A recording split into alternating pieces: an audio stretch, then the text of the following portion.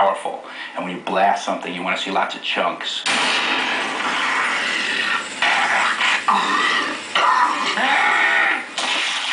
The way that the player interacts in Gears of War is by shooting the world. That's essentially his virtual hand. And what he does is he essentially reaches out and touches the environment. He's touching his enemies to eventually defeat them by unloading bullets into them. The gun is the only thing keeping you alive in the game, and so you're constantly sort of looking for the next good weapon, the next weapon you can find, the next piece of ammo, and it's sort of that search. It sort of gives you that bond of that this is what I need to survive.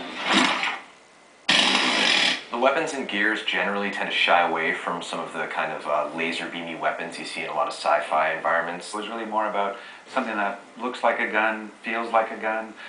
It's really why we sort of went with sort of this kind of Vietnam-esque type of weaponry, that everything is a ballistics weapon, everything feels real. There's not energy weapons, not laser weapons. So your arsenal has expanded in Gears 2, and we have these heavy weapons. The first one's called a Mulcher. It's a heavy Gatling gun. Kind of based off the Predator, kind of raw, you know, just go crazy and mow everything down. We have a long-range mortar, which is heavy as well. You can take out enemies from what feels like it's about half a mile away. Again, you have to plant it and you have to crank it to get to whatever trajectory you're going to shoot. We have the Scorcher, which is our take on a flamethrower.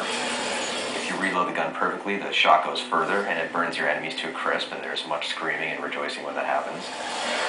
And then we have a really cool weapon called the Gorgon, and this is kind of a semi-automatic pistol.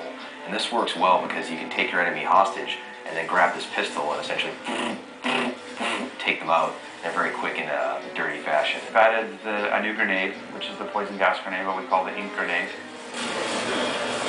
The poison grenade is this crazy little, I don't know, grub or something, and it's filled with this poison gas, and they have it in a little cage on the end of the chain, and they'll fling it out, and it'll hit the ground, explode, and it'll emit all this crazy ink or poison gas.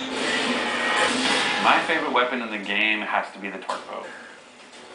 I just love the whole, like, the fact that it sticks and they have a moment of pause to know that they're about to die, and then they pop. I just love. And what's great in Gears 2 is we've actually added dialogue for that pause, that we actually have the event of and something explosive is stuck into you, and you get, and so people have that half second to go, uh-oh, and then blow up. In adding more into the Gears franchise, we wanted to basically continue the idea of the executions that were in the first one.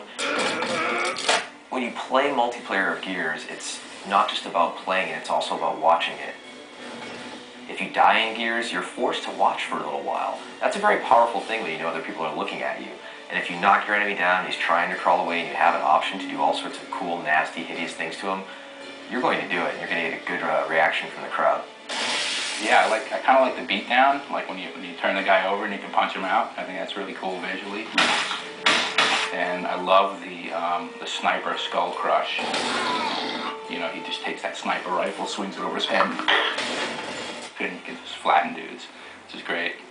And I still like the curb stomp. I mean, but now we turn the guy over and you can crush his head from the front.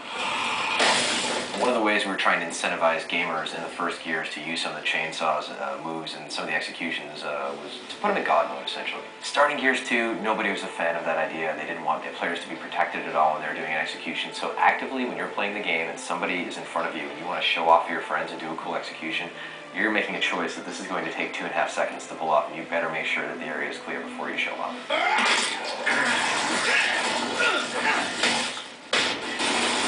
In Gears 1, when two players would come at each other with chainsaws, it was pretty much a random outcome as far as who would win.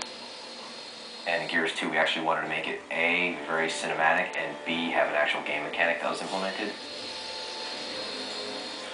The bottom line is when two characters in Gears engage in a chainsaw duel, it lasts basically 2 seconds tops. Sparks are flying, you know, they grunt, and then it's over. Or like, you know, all we basically have time for is just a quick button mash. So let's see, you know, how many times a person could hit B, and then whoever wins, wins.